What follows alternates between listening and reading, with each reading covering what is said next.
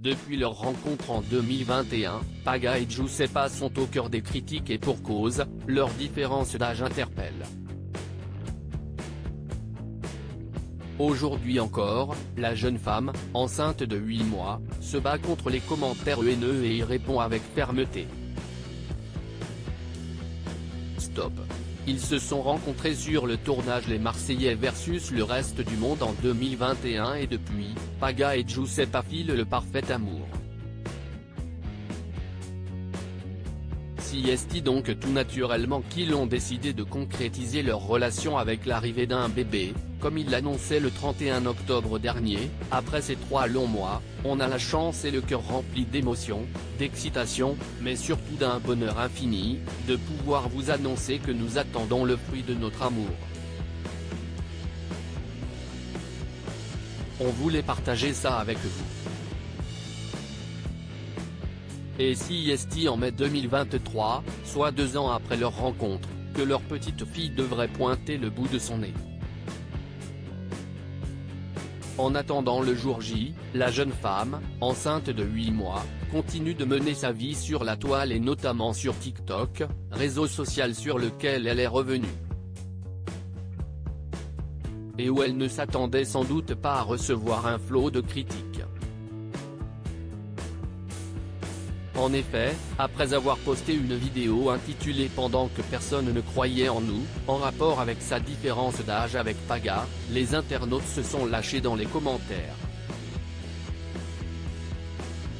On en reparle dans 3-4 ans comme la plupart des couples de TV Réalité 1, eux-mêmes à un moment ils croyaient plus en eux, toi-même tu n'y croyais pas dès les apprentis aventuriers donc. Ça ne durera pas, ou encore les gens qui croient que parce qu'ils font un enfant leur couple va durer peut-on y lire. Giuseppa s'explique sur les critiques virulentes qu'elle reçoit face à tant de haine et d'incompréhension, Giuseppa a donc décidé d'intervenir. Ce jeudi 13 avril 2023, elle a pris possession de son compte Instagram pour dire un truc. J'ai mis un TikTok ce matin et on fait une danse avec Paga et j'ai fait une petite blague sur notre différence d'âge et en fait, ça me fait doucement rire à quel point les gens mettent les gens de télé-réalité dans une catégorie, tout le temps dans la critique. Commence-t-elle par lâcher, énervée. Et de continuer, parce que les commentaires du TikTok qui disent de toute façon, ça ne va pas durer 3-4 ans tout comme les autres couples de télé. Je pensais pas qu'il y avait que les couples de télé qui se séparaient. Je pensais pas qu'il y avait que dans la télé qu'il y avait des divorces. Je pensais pas qu'il y avait que dans la télé que les couples avaient des problèmes.